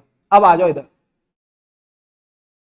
So this is all about it, this is all about the understanding, सिर्फ आपकी बेस बनाने के लिए, ताकि ये चीजें आपको जब मैं हर बार दिखाऊं, आपको हर बार समझ आ जाए कि हाँ सर ये कहना चाहते हैं। तो यही पॉइंट मेरे को समझाना था आपको, and I hope this point is clear to you now. दूसरा पॉइंट क्या था सर? दूसरा पॉइंट ये था, आई होप ऑडिट रिस्क का मतलब क्लियर है। अब आता है सर कॉन्सेप्ट कंक्लूजन और ओपिनियन का। अब ऑडिट इंटरेस्टिंग लग रहा है, लगेगा और ज्यादा लगेगा तुमको और थोड़ा थोड़ा और मैं बताता हूं क्या है सर पॉइंट। अभी तक मैंने आपको ऑडिट का तो प्रोसेस ही नहीं बताया कि ऑडिट का प्रोसेस है क्या। ऑडिट का प्रोसेस है क्या? ठीक है, अब आओ ऑडिट के प्रोसेस के बारे में डिस्कशन कर लेते हैं। आओ सर ऑडिट के प्रोसेस की डिस्कशन करते हैं। तो सबसे पहले क्या होता है? सबसे पहले you accept the audit engagement. आप ऑडिट एंगेजमेंट को एक्सेप्ट करने के प्रोसीजर करते हो। यानी सबसे पहले आप चेक करते हो ये क्लाइंट ठीक है कि नहीं, इसको एक्सेप्ट करना चाहिए कि नहीं। कहीं कल को ये क्लाइंट फ्रॉड वॉर्ड करता होगा तो फिर तो हम इसको एक्सेप्ट ही नहीं करेंगे। तो आप क्लाइंट की इंटीग्रिटी चेक्स वगैरह, बैकग्राउंड चेक्स वगैरह करते हो। जब आपको लगा कि हाँ क्लाइंट ठीक है, हम इसको एक्सेप्ट कर सकते हैं, तो फिर आप देखते हो कि आपकी फर्म के पास रिसोर्सेज हैं इसको एक्सेप्ट करने के लिए। ये सारी की सारी बातें हम एक स्टैंडर्ड ऑन ऑडिटिंग में पढ़ेंगे, वहां पे भी हम इसको अच्छे से याद करेंगे, टेंशन लेने की जरूरत नहीं है। अभी आप बस इतना समझो कि क्लाइंट को हम सीधा एक्सेप्ट नहीं करते, कुछ चेक्स लगा के हम एक्सेप्ट करते हैं। जब हमने वो चेक्स लगा लिया, हमको ठीक लगा, then we will enter into an agreement. हम फिर क्लाइंट के साथ एक एग्रीमेंट करते हैं जिसमें लिखा होता है कि ऑडिटर को क्या क्या रिपोर्ट इशू करनी है, क्लाइंट की क्या रिस्पॉन्सिबिलिटी रहेगी, ऑडिटर की क्या रिस्पॉन्सिबिलिटी रहेगी, सारी की सारी बातें इस एग्रीमेंट में हम रिकॉर्ड करके चलते हैं, ताकि कल को क्लाइंट मुकर ना जाए, कल को क्लाइंट स्टेप बैक ना कर ले ये बोल के कि मैंने तो ऐसा कहा ही नहीं था कि मैं आपको ऑडिट एविडेंस दूंगा। तो उससे एग्रीमेंट में लिखवा लेते हैं कि भाई साहब जो जो हमको चाहिए होगा वो आप हमको देके चलोगे। ठीक है सर। जब ऑडिट एंगेजमेंट आपने एक्सेप्ट कर ली तब आप क्या करोगे sir? Then you will plan your audit. Sir audit को प्लान करना यानी ऑडिट प्रोसीजर्स को प्लान करना। ऑडिट का मतलब क्या है? Audit procedures. And audit procedures क्या है? Collecting the audit evidence. Documents collect करने हैं, इनवॉइसेस कलेक्ट करने हैं, बैंक कंफर्मेशन लेनी है, मैनेजमेंट से इंक्वायरी करनी है। तो जब भी आप ऑडिट को प्लान करोगे इसका क्या मतलब है? Basically you are planning the nature, timing and extent of audit procedure. आपने ऑडिट में क्या क्या प्रोसीजर्स करने हैं, ये तो बड़ी बेसिक बात है। हाँ बेसिक बात है। जब आपने प्लान कर लिया अब आप क्या करोगे? Sir now we will execute. यही तो होता है। Then you will execute. Execute का क्या मतलब है? परफॉर्म। सर क्या परफॉर्म करें? भरतनाट्यम नहीं, परफॉर्म योर ऑडिट प्रोसीजर। जो ऑडिट प्रोसीजर आपने प्लान करे हैं इन्हीं ऑडिट प्रोसीजर्स को आप परफॉर्म करोगे। सर ऑडिट प्रोसीजर्स को परफॉर्म करेंगे यानी आप इंफॉर्मेशन कलेक्ट करोगे। अब आप ऑडिट एविडेंस इकट्ठा करोगे। तो जब आपने ऑडिट प्रोसीजर्स परफॉर्म करे तो क्या मिला? क्या मिला जल्दी से बताओ। आप बताओ चलो चैट बॉक्स में। मैं आपको इतना बताऊंगा तो फिर तो आदत ही पड़ जाएगी तुमको मेरी बातें सुनने की। आप बताओ। आपने सबसे पहले ऑडिट एक्सेप्ट किया, फिर आपने प्लानिंग करी, फिर ऑडिट प्रोसीजर करे। जो ऑडिट प्रोसीजर थे उसका क्या मतलब है? Collecting the audit evidence. तो आपने क्या मिला क्या? आखिरी में क्या मिला हुआ? जल्दी से बताओ। सोचो सोचो सोचो। What did you get by performing the audit procedures?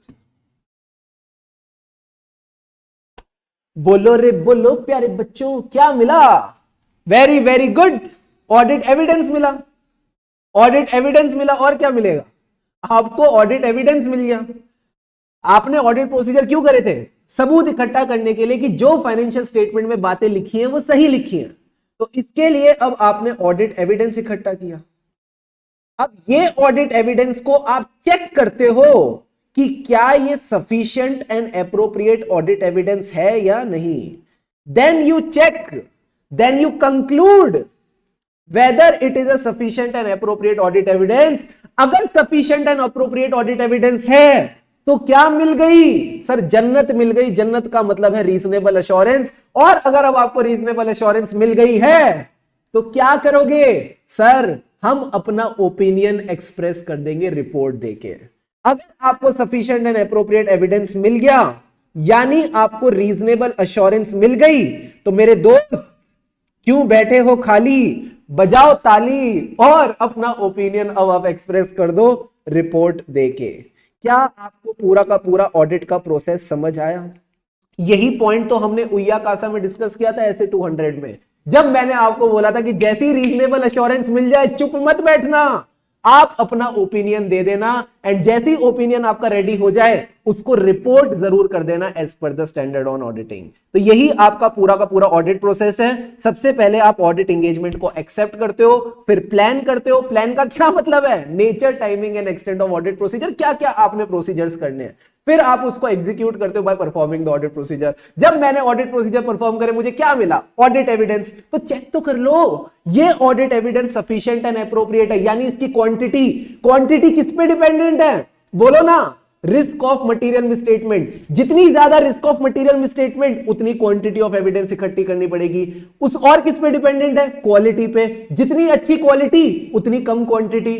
Got it? उसके अलावा आपने एप्रोप्रिएटनेस देखनी है, दैट इज द क्वालिटी।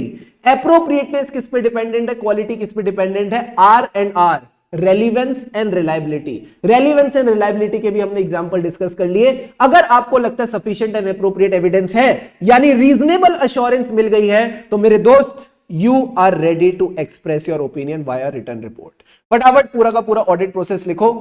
ये भी वन ऑफ द बेसिक्स है जो आपको ध्यान में रखना है। पूरे ऑडिट में आपको ये काम आएगा। कम on everyone, right it down quickly.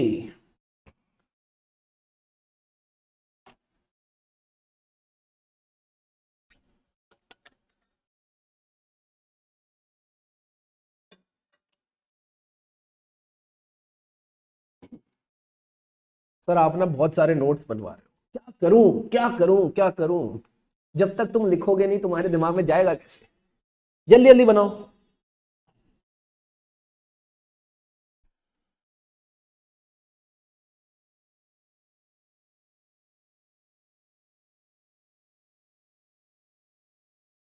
धूमताना तननननन, धूमताना तनननन, धूमताना ये।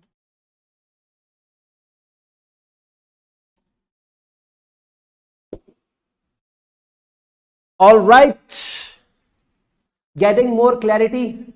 अब समझ आ रहा है कैसे फ्लो कर रहा है ऑडिट। रुकेंगे रुकेंगे रुकेंगे सुशांत, घबराओ मत, घबराओ मत सुशांत, रुके हैं हम आपके लिए।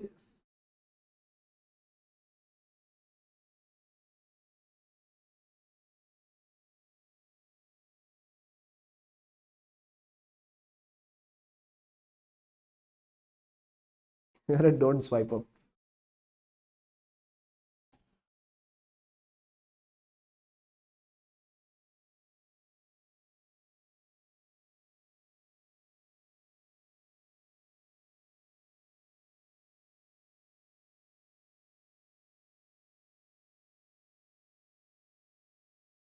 रीमा, सुशांत, अंकुश और बेघा, सबकी पसंद ऑडिट। ऑडिट, जल्दी जल्दी करो भाई, quickly quickly quickly.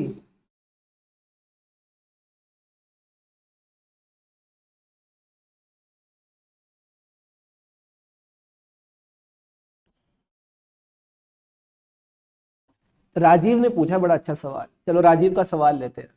I hope everyone is done with it. बनाओ तब तक मैं राजीव का सवाल लेता हूँ। राजीव का सवाल, India wants to know sir, एक बात बताओ, एग्जाम डे के लिए नोट्स कैसे बनाए? पता है आपको एग्जाम डे के लिए नोट्स बनाने की जरूरत ही नहीं है। ये जो आपको किताब मिलने वाली है ये आपके एग्जाम डे के नोट्स ही हैं। ये जो 175 पेजेस की किताब मिलेगी, सिर्फ यही किताब आपने एग्जाम डे पे करनी है और कुछ भी नहीं करना, और कुछ भी नहीं करना। सर अब ऑडिट समझ में आ रहा है, आएगा, अभी तो और पत्ते खुलेंगे धीरे धीरे, तुमको टेंशन लेने की जरूरत नहीं है, ठीक है? बस आराम से बैठे रहो चुपचाप, जो जो जैसा जैसा मैं बताता जा रहा हूँ ना चलते जाओ, बस मैं तुम्हारे साथ हूं, पहुंच जाएंगे एंड तक, कोई घबराने वाली बात नहीं है, ठीक है? ये सब चीजें मैं आपसे इसलिए बनवा रहा हूं, ये सब चीजें मैं आपसे इसलिए करवा रहा हूं ताकि आप मेरे कंफर्ट लेवल पे आ जाओ। जिस कंफर्ट लेवल पे मैं यहां बैठा हुआ हूं ना, उसी कंफर्ट लेवल पे एक लेवल पे आप आ जाओ, ताकि ये जो 175 पेज के नोट्स हैं लास्ट डे पे आपके लिए एकदम शानदार बन जाए। आप भी इनको एकदम क्विकली क्विकली बढ़िया तरीके से रिवाइज कर पाओ लास्ट के 1.5 डेज में, ठीक है? All right, right sir. अब आ जाओ दोस्तों, यहां I think sufficient and appropriate audit evidence की कहानी आपको पूरी समझ आ गई है एक लेवल पे। एक इसके ऊपर एक टॉपिक है, चलो प्रोफेशनल जजमेंट को भी कर लेते हैं, फिर प्रोफेशनल स्केप्टिसिज्म के जो आखिरी के कुछ पॉइंट्स बचे उनको अभी कर देंगे थोड़ी देर में। अब आता है सर नेक्स्ट टॉपिक जिसको हम बोलते हैं प्रोफेशनल जजमेंट। इस टॉपिक को मैं इसलिए उठा रहा हूं क्योंकि जो मैंने अभी आपको पूरा ऑडिट का प्रोसेस बताया ना, प्रोसेस के हर स्टेप पे प्रोफेशनल जजमेंट लगती है। प्रोफेशनल जजमेंट क्या है? Basically applying your knowledge in decision making. जो आप डिसीजन मेकिंग करते हो ऑडिट में, वो सारी की सारी नॉलेज जो आपने सीखी है सीए बनते वक्त, वो आप अप्लाई करोगे एज अ प्रोफेशनल। चलो बहुत बढ़िया, अब आ जाओ इधर। क्या कहता है सर? एप्लीकेशन, एप्लीकेशन यानी अप्लाई करना।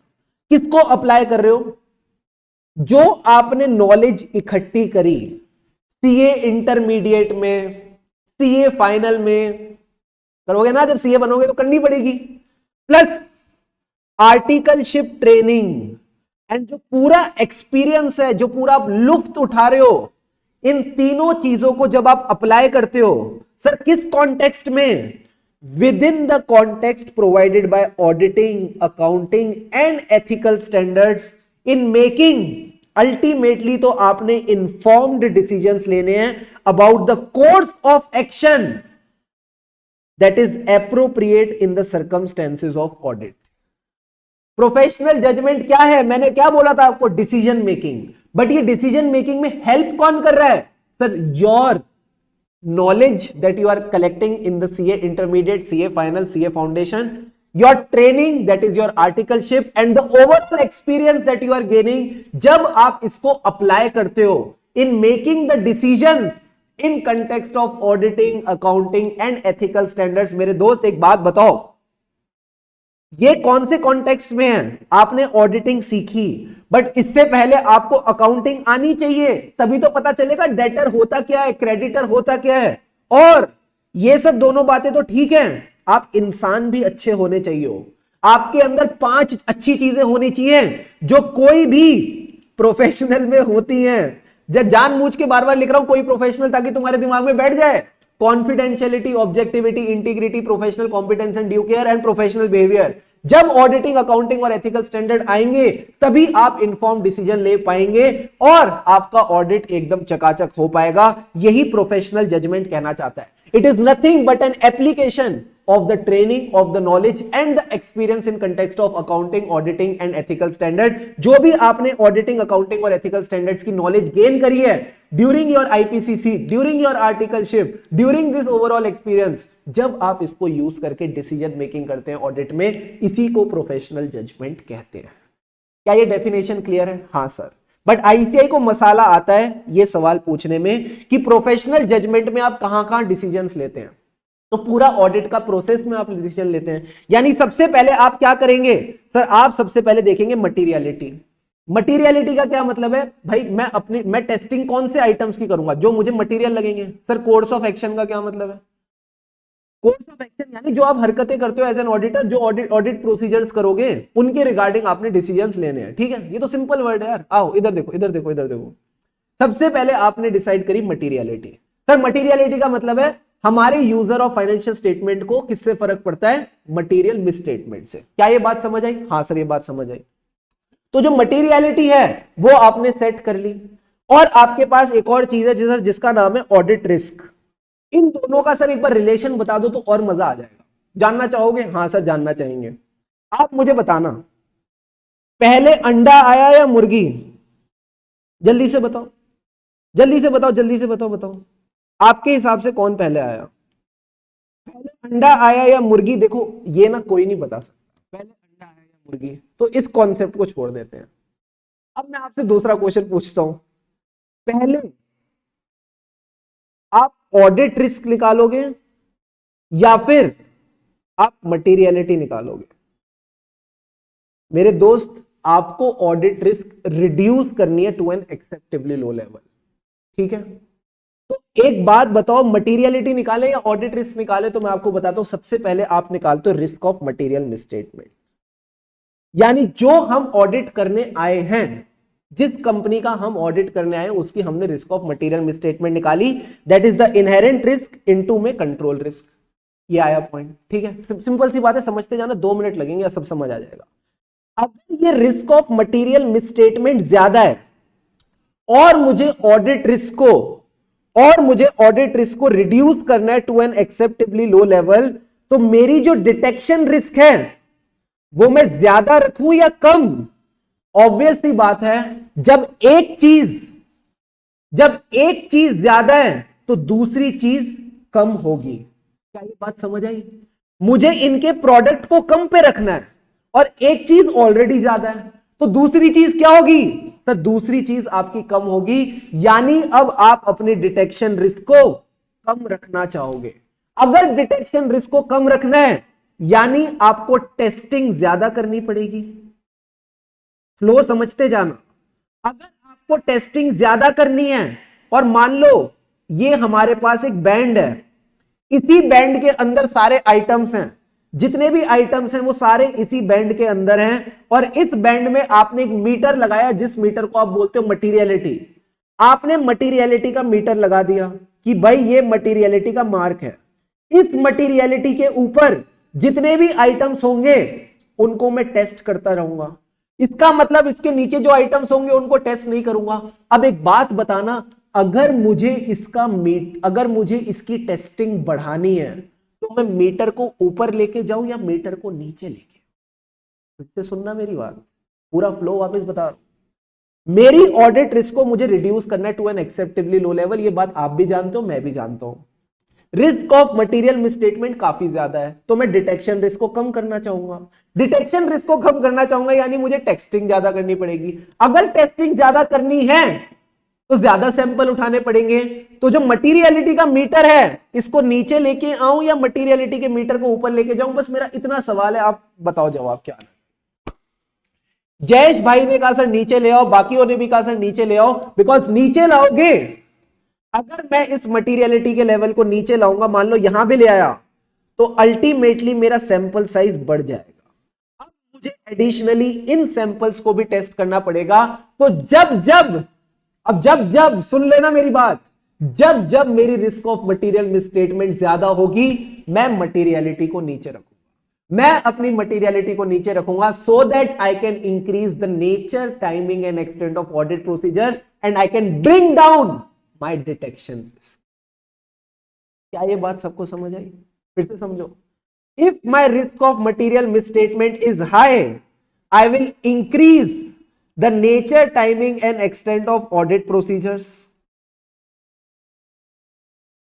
या फिर आप ये भी कह सकते हो I will bring my materiality down, मैं अपनी materiality को नीचे रखूंगा, and this will lead to reduction in the detection risk। मेरी फिर डिटेक्शन रिस्क भी कम हो जाएगी।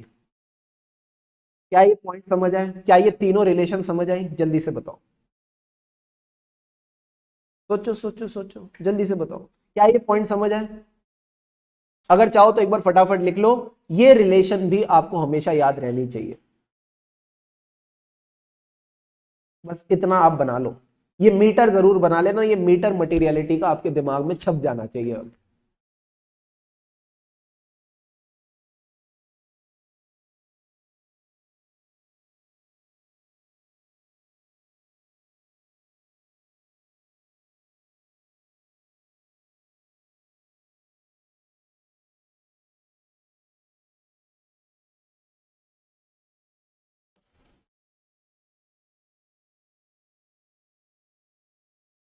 बस Sushant,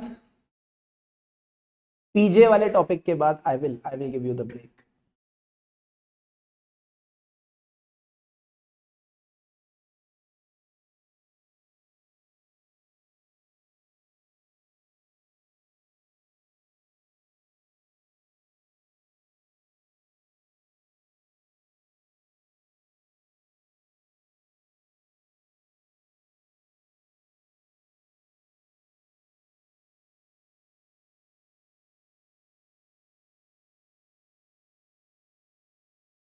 Come on everyone, draw fast।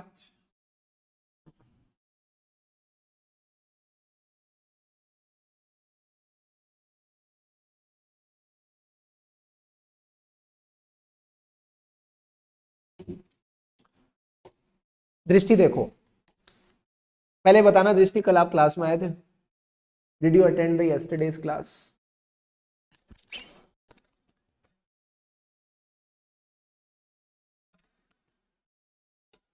D R का मतलब है डिटेक्शन रिस्क, डॉक्टर नहीं है ये जो डीआर है ये डॉक्टर नहीं है, डिटेक्शन रिस्क है।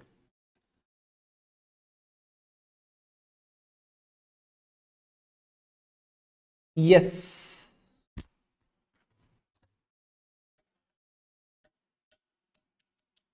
यस सर, चलो ठीक है।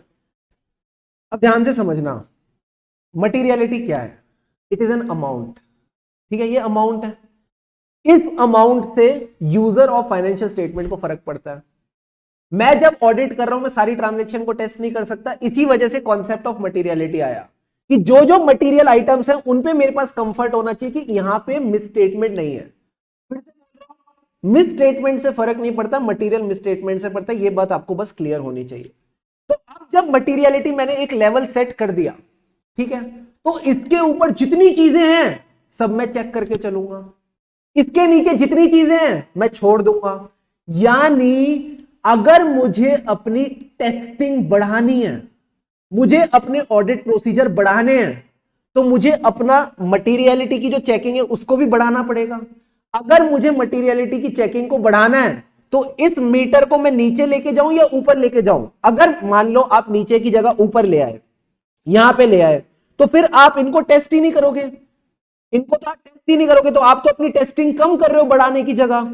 तो मैं अपने मटीरियलिटी के लेवल को अब नीचे नहीं लेके जाऊंगा, मैं अपने मटीरियलिटी के लेवल को नीचे लेके आऊंगा, ताकि ऊपर नहीं लेके जाऊंगा, नीचे लेके आऊंगा, ताकि इन एडिशनल आइटम्स को भी फिर मैं टेस्ट करके चलूं।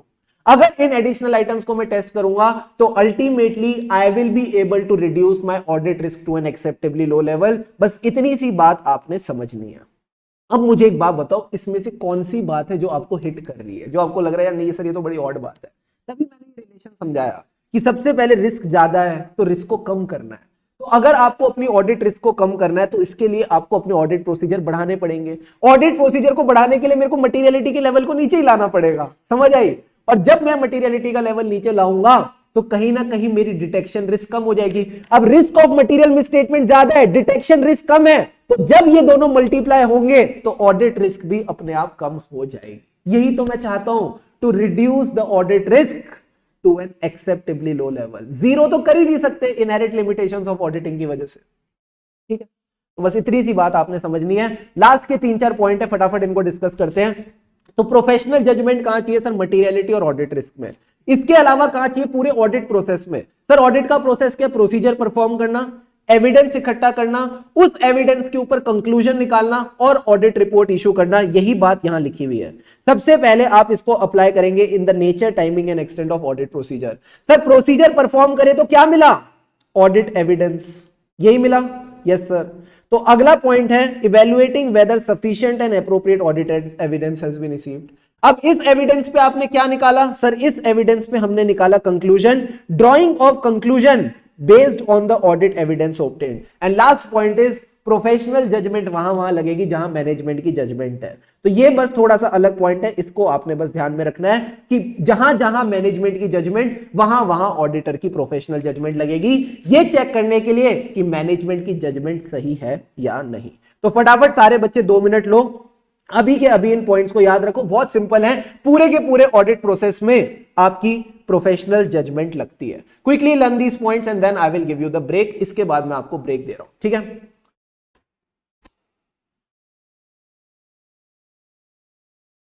मैडम जी, चेतना जी, ऑडिट इन्वेस्टिगेशन नहीं कर रहा, ऑडिट अपनी टेस्टिंग ही कर रहा है। और ऑडिटर जितना चाहे उतना एविडेंस इकट्ठा कर सकता है। कभी आप भंडारे में गए हो? नहीं गए हो तो मैं बता सकता हूं, भंडारे की ब्यूटी ये होती है कि आप जितना ज्यादा चाहो उतना प्रसाद खा सकते हो। चलो मैं आपको थोड़ा एलीट एग्जांपल देता हूं। एलीट एग्जांपल की अगर मैं बात करूं तो आप कभी बुफे में गए हो? ऑडिटर जब क्लाइंट का ऑडिट करने आता है वो एक बुफे में आता है, वो जितना चाहे उतना खाना खा सकता है, वो जितना चाहे उतना ऑडिट एविडेंस इकट्ठा कर सकता है। कोई उसको रोक नहीं सकता ऑडिट एविडेंस लेने से। अगर रोक दिया तो उसके बाद क्या होता है वो भी हम इस टॉपिक में सीखेंगे। बट आप अभी इसको इन्वेस्टिगेशन से कंपेयर मत करो। इन्वेस्टिगेशन में तो भाई साहब गला पकड़ लेते हैं मैनेजमेंट का, ऑडिटर ने अभी तक किसी का गला नहीं पकड़ा है, ठीक है? फटाफट लर्न करो एंड मुझे कंफर्म करो।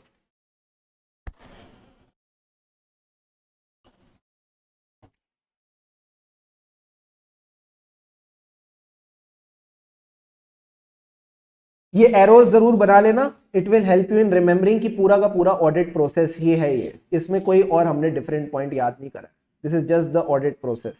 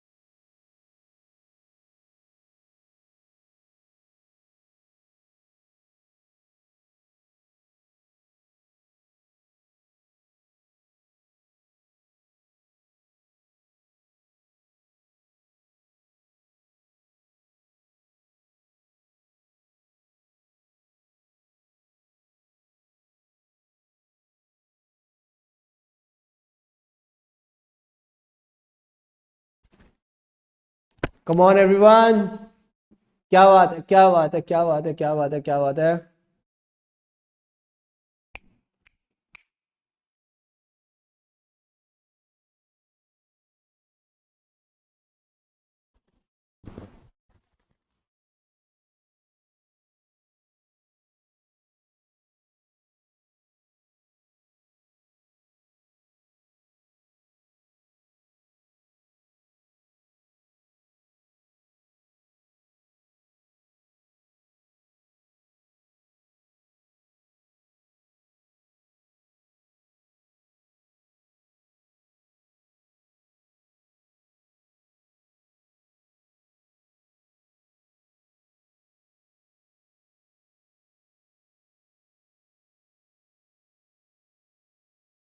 Very very good.